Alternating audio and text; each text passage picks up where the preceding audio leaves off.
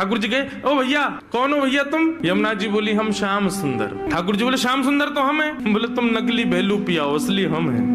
बोले ऐसे कैसे, तुम पे वंशी बजानी आवे? देखो मैं वंशी बजा के दिखाऊं। ठाकुर जी ने वंशी बजाई, उससे बढ़िया यमुना जी ने बजा दी। बोले मेरे पास काली कमली, तुम्हारे पास है? यमुना जी ने अपनी काली कमली दिखा दी। सब प्रकार से ठाकुर जी अपनी वस्तु दिखावें और यमुना जी उसको प्रस्तुत करें। बोले अब कैसे सिद्ध हो कि असली श्याम सुंदर कौन है? यमुना जी बोली मैं एक टेर बजाऊंगा, यदि मेरी टेर सुन के राधा रानी बगल में आके खड़ी है गई तो समझो वही असली श्याम सुंदर। जाके बगल में किशोरी जी आके खड़ी हूँ।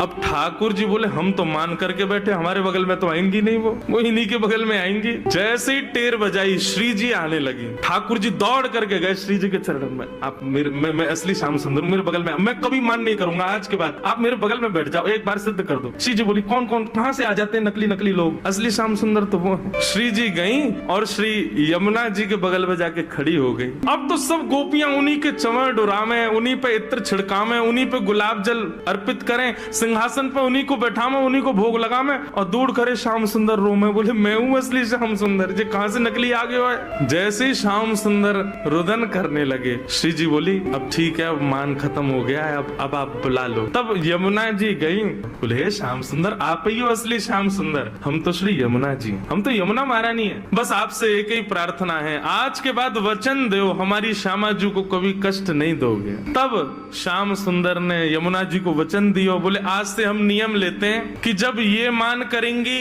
तब हम इनको मनाएंगे, और जब हमें कोई बात बुरी लग जाएगी तो वह भी हम इन्हीं से कह देंगे कि हमको ये बात बुरी लग गई है, मान करो आप ही, हमें ये बात बुरी लग गई, आप ही गुस्सा हो जाओ, फिर तब भी हम ही मना लेंगे। यमुना जी बोले हाँ बस यही नियम रखना, आप कभी मान मत करना, श्री जी ही मान करें।